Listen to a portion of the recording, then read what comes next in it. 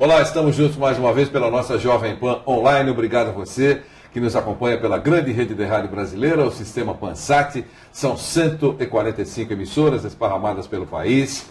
1.600 cidades brasileiras recebem diretamente o som da Jovem Pan. A você que nos acompanha pela internet, não há fronteiras para a internet, abrindo o nosso portal www.jovempan.com.br. Logo na capa do nosso portal você encontra a indicação JP ao vivo. Clicando, receberá o som da Jovem Pan, esteja você onde estiver.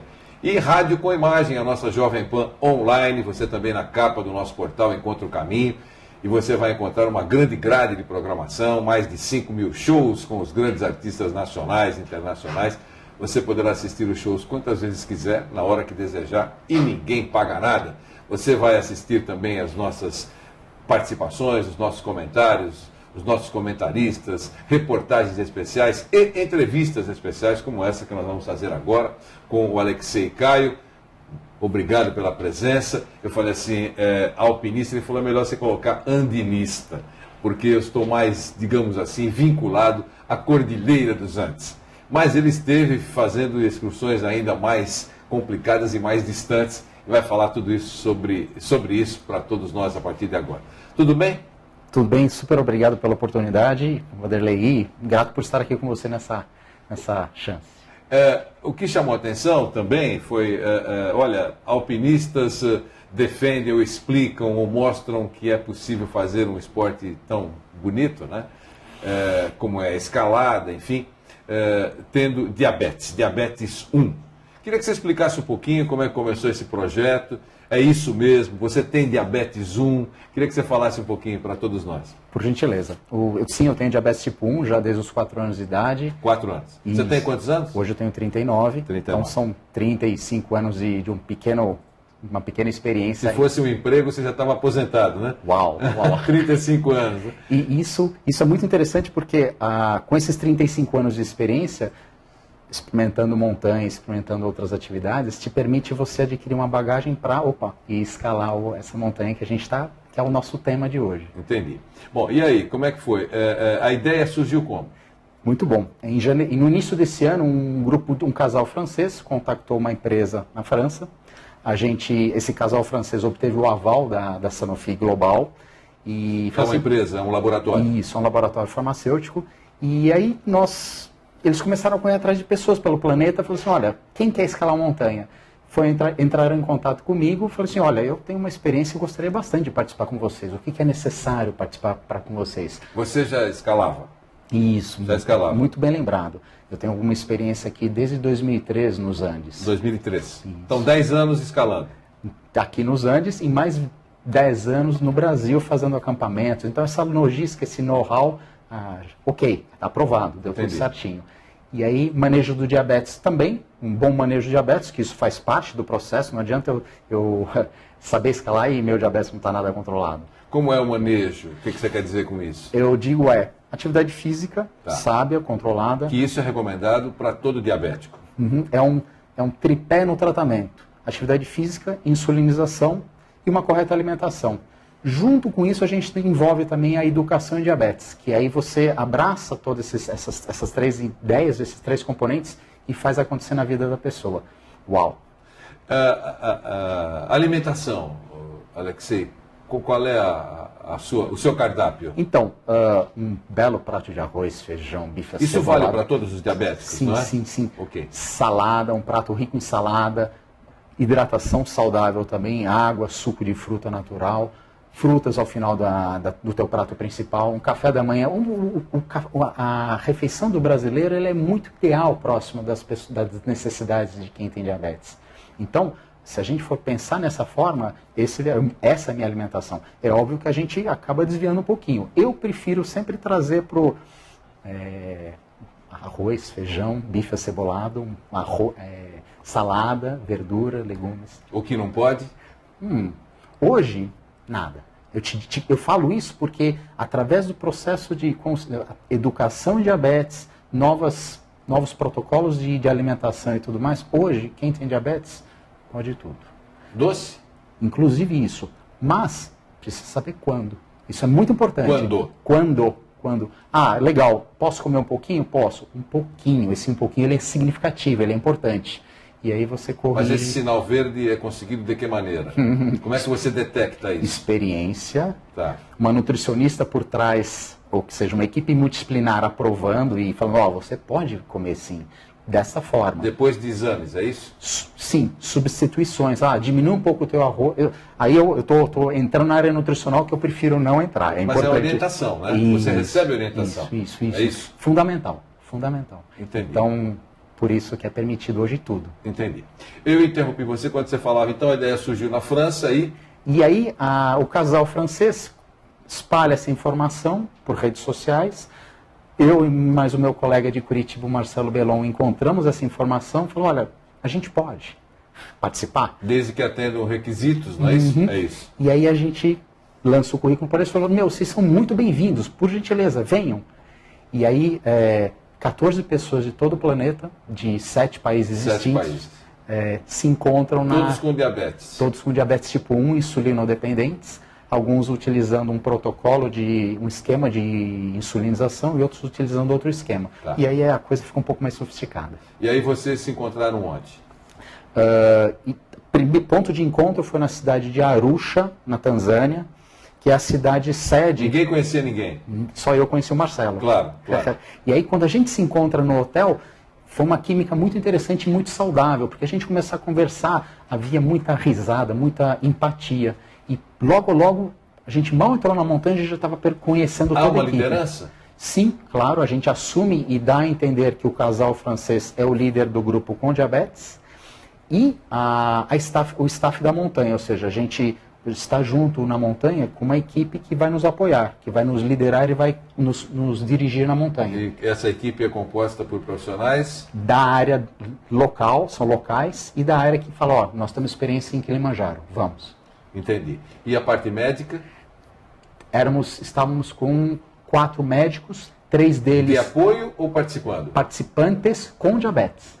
Médicos com diabetes. Melhor ainda. Então, claro. eles apoiavam, sugeriam algumas coisas, a gente questionava, e havia uma troca empática muito interessante, porque eles sugeriam, a gente falou, eu gostei da tua ideia, vamos lá. E a coisa progredia. Entendi. Qual é a altura? O Kilimanjaro está com 5.890 metros de altura. Sim. E ele é a maior montanha da África. E antes de começar essa caminhada, quantos dias vocês ficaram na base? Nós chegamos um pouquinho antes, a gente foi para a capital da Tanzânia, que não é Arusha, se chama Dar es Salaam. Nós ficamos 2 dias na capital para aclimatar com os costumes, com as ideias e os conceitos. O que é a Tanzânia para a gente. A gente foi para Arusha, ficou mais 2 dias em Arusha encontrando a equipe, então foram 4 dias antes aclimatando, para a gente começar a subir. Tá, e como é que é esse processo de iniciação de caminhada? Há uma marca diária para a caminhada, como é que funciona isso? A escalada do Kilimanjaro para nós foi dividida em uma semana, em 7 dias. Então, para cada dia, nós iniciávamos e tinha um ponto de acampamento específico e regido pelo parque. O Parque Nacional do Kilimanjaro, você tem estruturas ao longo de todo o parque em que você permite esse acampamento, com sanitários, com casa de guarda-parque, onde você chega e assina a tua presença, avisando, passei por aqui. Isso, a equipe desse grupo chegou aqui, todo mundo vai lá e assina. Então, o Parque Nacional do Kilimanjaro, ele permite a infraestrutura para acampar em pontos específicos. Entendi. E a primeira parte, qual é a distância? A gente caminhou por 5 a 6 horas. O tempo, a medida de montanha é tempo de caminhada, não quilometragem. No final, é quase menos que uma maratona que a gente faz. Entendi. Então, a primeira parte deu quanto tempo de caminhada? 5 a 6 horas de caminhada. Nós caminhávamos por uma floresta tropical, muito parecido com a Mata Atlântica. Com trilha? Sim, trilhas demarcadas, guias no início e no fim. Eles... Quer dizer, algo absolutamente seguro, né? Super seguro. E eu me senti muito empático em poder conversar com os guias também, não só conhecer a minha equipe, mas conversar com os guias. Como é que funciona aqui? Tem animais? De que forma que vocês apoiam o restante da equipe? Carregadores levando os equipamentos? Quais foram as respostas? em cima dessas perguntas que certamente todo mundo quer saber. Em francês, inglês, em Swahili ou em português? Eu prefiro que você fale em português. Em Swahili vai ser um pouco mais complicado. Na verdade, os guias eles têm uma habilidade muito boa em comunicação em inglês e francês. Fazem isso o dia inteiro, né? Isso. E eu pedia sempre para eles conversarem um pouquinho em Swahili comigo, certo. que é a língua local deles. Claro. Que medo e que incrível. Incrível. E o que é que eles respondiam sobre essas suas consultas? Então, com relação a animais, na floresta subtropical, na nossa Mata Atlântica, a gente tem um nicho de faunas. Lá tem um pouco menos. Você tem macacos, você tem basicamente macacos. Não pude ver tantos, eu vi alguns na entrada do parque, e o resto da viagem eu só vi aves. Aves nos acampamentos. Nenhum mamífero, nenhum... Mas certamente eles estavam olhando vocês. Seguramente. Seguramente. E aí, quantos quilômetros a primeira parte, por exemplo? Nessas 6 horas de caminhada leve, se deram 10 quilômetros, foi muito, viu? Porque em aclive, você está sempre subindo. É aclive forte. No primeiro não, nos últimos dias a coisa começa a ficar um pouco mais intensa. Entendi. Tá? E esse ritmo que você falou, 5, 6 horas, é o mesmo ritmo dos dias seguintes? Nem sempre. Próximo dia também foi de 5 a 6 horas, a gente acordava às 6h30 da manhã, e às 8h30 da manhã nós iniciávamos, mochila nas costas e pronto. Sendo marcado pelo guia, falou, 8h30, vamos embora, e todo mundo pronto para estar às 8h30 com a mochila nas costas e caminhando. Parávamos ao meio-dia para fazer um lanche, almoço, ou até mesmo um almoço. Eu me lembro de um dos dias que a barraca de refeitório foi montada e nós tínhamos um almoço a 1h da tarde esperando pela gente. Foi incrível. Muito bom, incrível e muito bom. E o melhor de tudo é que eles forneceram o menu de todos os dias pra gente. Meu, que incrível! A gente vai engordar nessa montanha. Brincadeira, não engordei, emagreci bem. Imagina. E a temperatura? A mais extrema... A partir do início ela foi caindo, né? A mais extrema, é óbvio, no dia de ataque ao cume, a gente pegou menos 20 com vento. Então a sensação térmica cai bastante com vento. E lá embaixo... se estava entre 15 e 20 graus, já estava de muito agrado dentro da floresta. Fora, é um calor danado.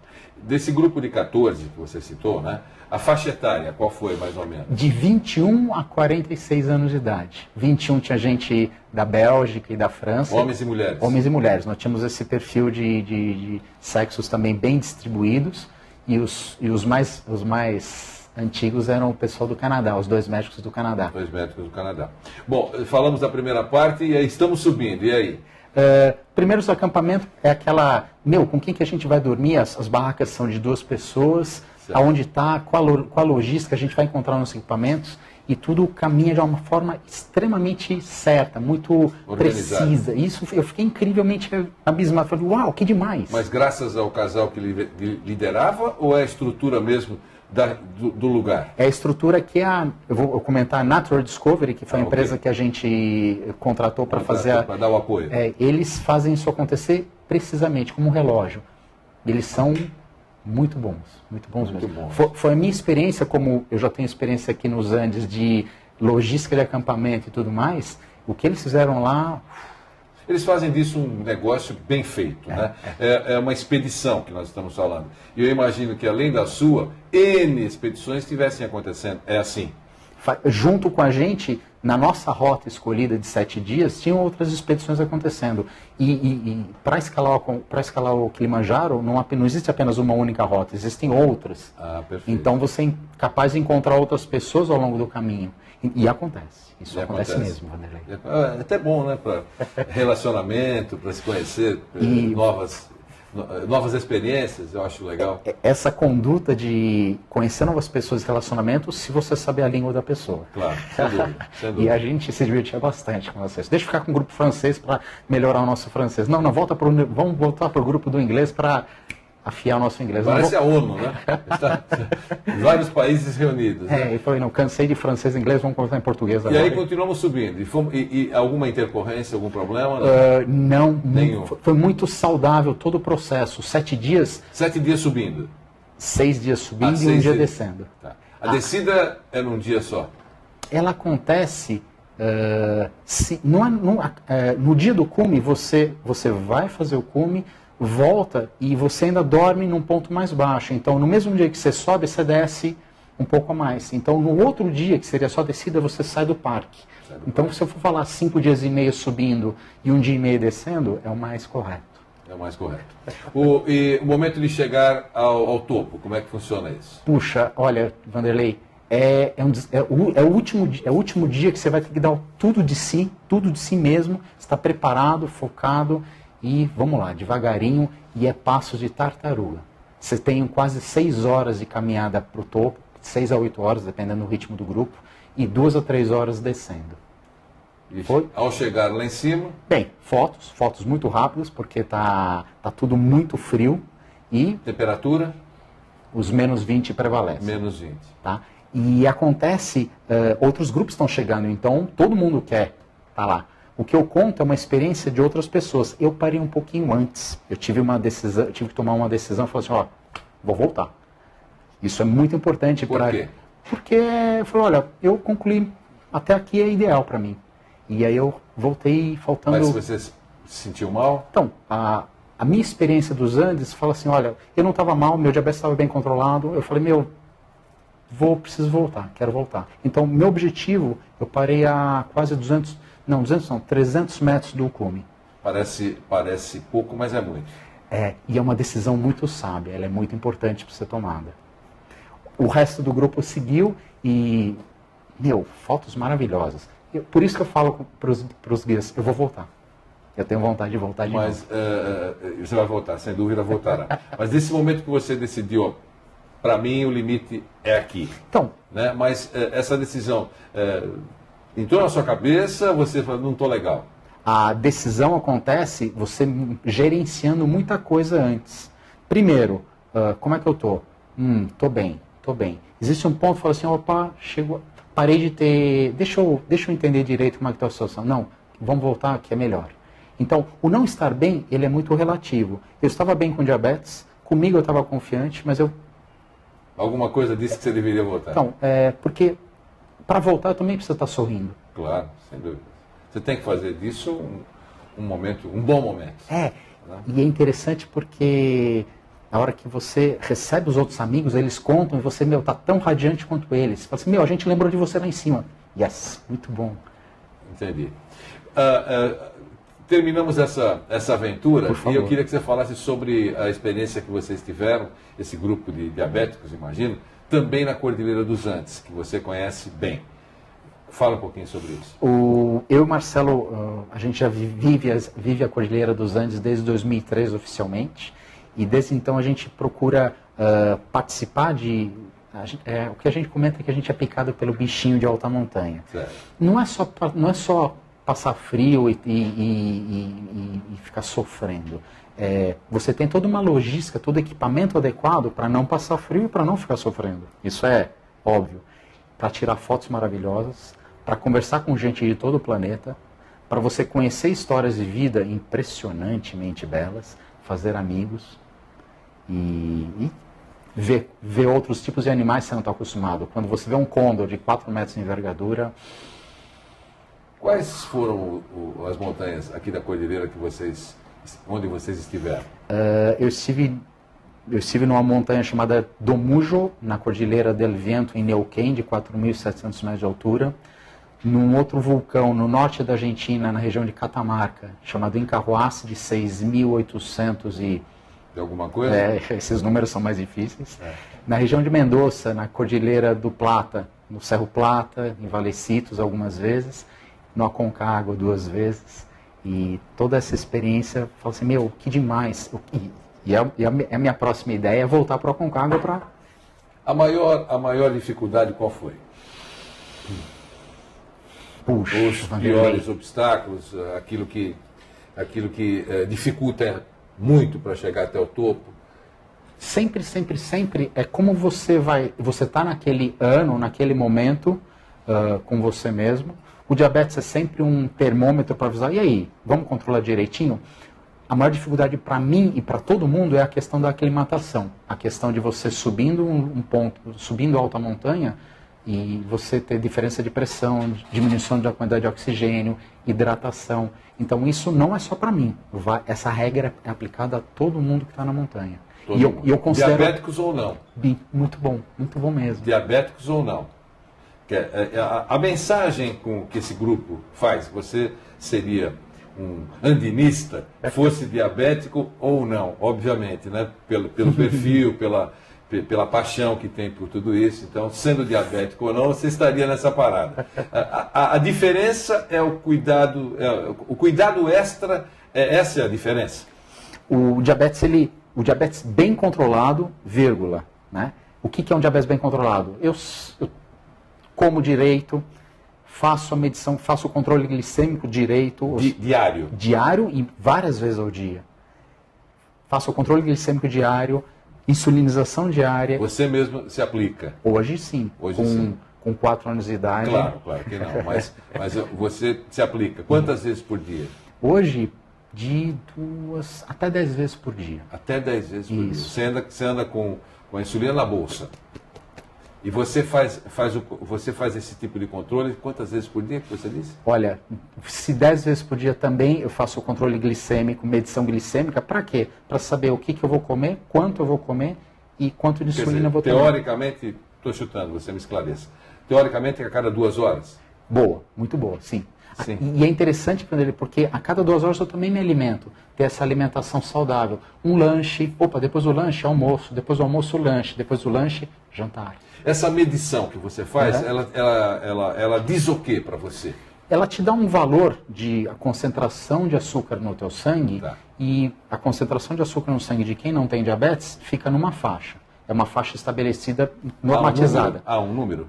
De 70 a 99 atualmente. 70 a 99, que é o padrão normal, é isso? Sim. Acima disso? Um olho aberto. Muito acima disso, vamos conversar com o médico. Entendi. Tá. E essa medida faz com que você, com essa medida eu tenho que comer X, é isso? Ou eu preciso tomar X quantidade de insulina. Se tiver muito, aí é uma questão que está específica no nicho de diabetes. Se estiver abaixo de 70, estou praticando esporte, estou parado, vou caminhar, vou praticar esporte, eu me alimento. Eu como um tipo de alimento que vai me prover energia, carboidrato. Está muito alto, eu vou tomar insulina, eu estou parado. Então, existe sempre uma tomada de decisão que é baseada numa quantidade de informações. E essa quantidade de informações, às vezes a pessoa que é recém-diagnosticada, onde é que ela consegue? Ela não tem. É verdade. Então ela vai buscar ajuda com médicos, com enfermeiros, nutricionistas. Você ficou treinado nisso, né? Você não precisa, claro que é bom você ter sempre orientação médica, obviamente, mas no caso você tem uma caminhada de 35 anos nisso, né? Então você sabe exatamente ou não, sabe bem aquilo que pode e aquilo que não pode, né? E eu também preciso estar com um copo metade vazio para vir com as novidades que vêm. Por exemplo, a gente experimentou um aparelho em que é um aparelho novo, então como é que a gente vai experimentar um aparelho novo? Eu preciso estar aberto. Que aparelho? Um aparelho de medir glicemia que está conectado no iPhone. Não é comum para gente, para mim, no meu espectro. Então, entendi. Legal, vamos lá, vamos experimentar? Vamos, como é que faz? Aqui... Como é que funciona? Você tem isso? Não, aqui comigo não... Eu sei, mas você tem isso.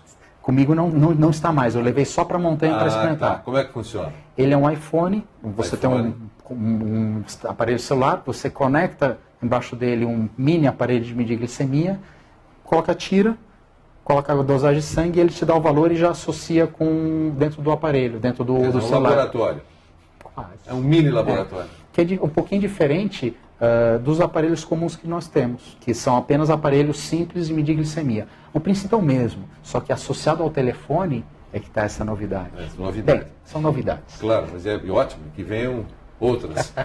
Alexei, esse grupo de diabéticos que faz esse tipo de caminhada, que você citou, que estava lá na Tanzânia, enfim, vocês todos têm, entre aspas, o mesmo problema, diabetes 1.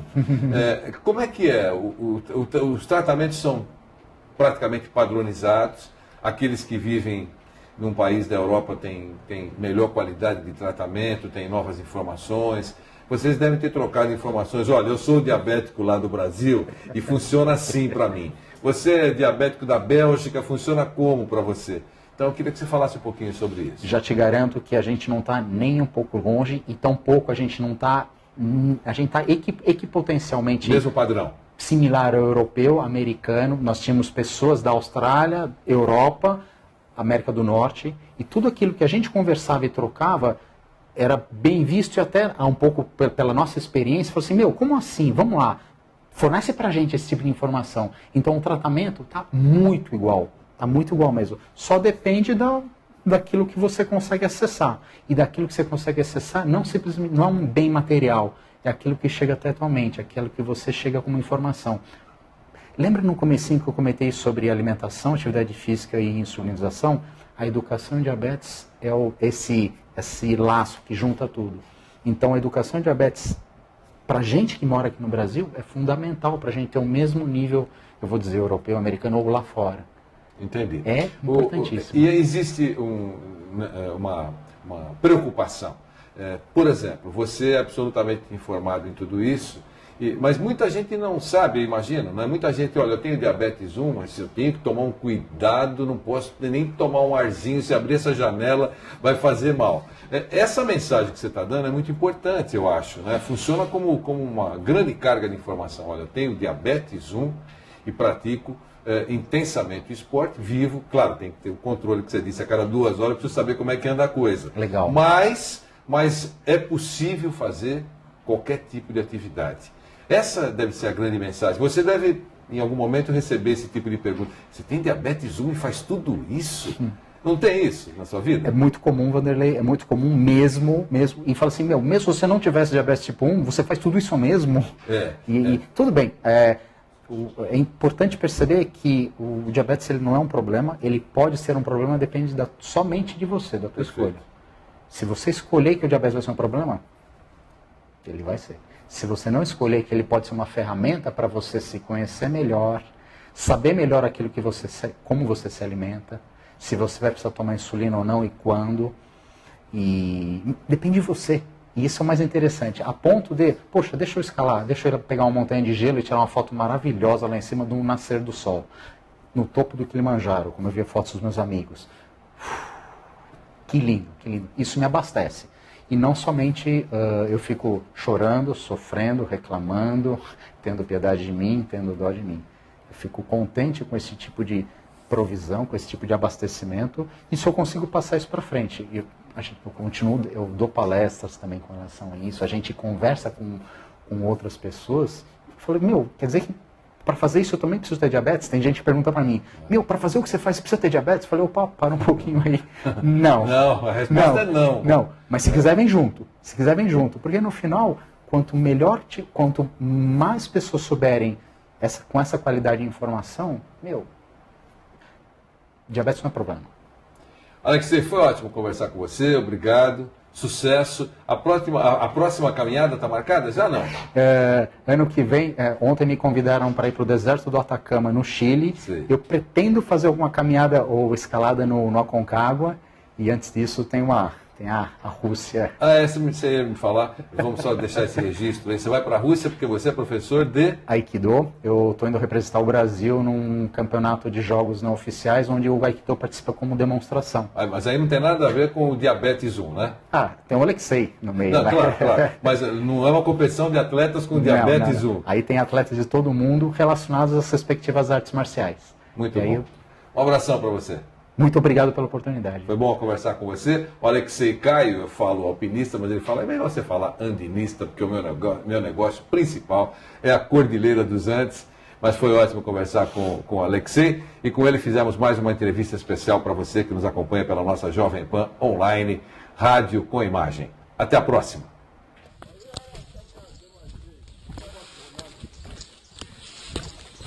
Bom dia, estamos numa quinta-feira fazendo a última trilha para chegar no portão de saída do parque de Kilimanjaro. Uma descida boa, gostosa, em escadas. Saímos um pouquinho mais cedo porque temos outras expedições saindo junto com a gente. Foi tudo muito bom, muito engraçado como poder perceber acontecendo algumas coisas. A gente tem um nível de oxigênio no cérebro muito alto, tem aparecido umas ideias muito boas nessa descida. A gente está dentro de uma floresta bem tropical, Saímos de uma área de 3.100 metros e vamos até 1.800.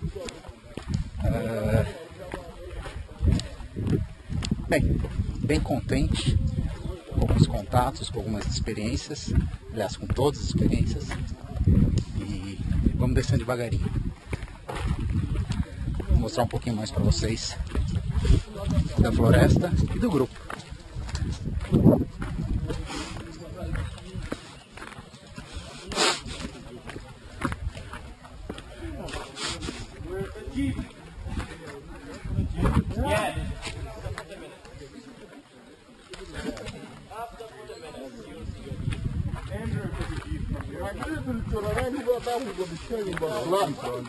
Element number 10. So everybody doing the 10 with the hands. 10. Bah oui, il fait du noir et quoi. There is me in something.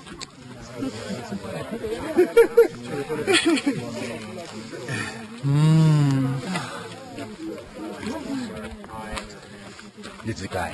Wow. He's another guy, huge. What are we waiting for? Hello. There's just sugar.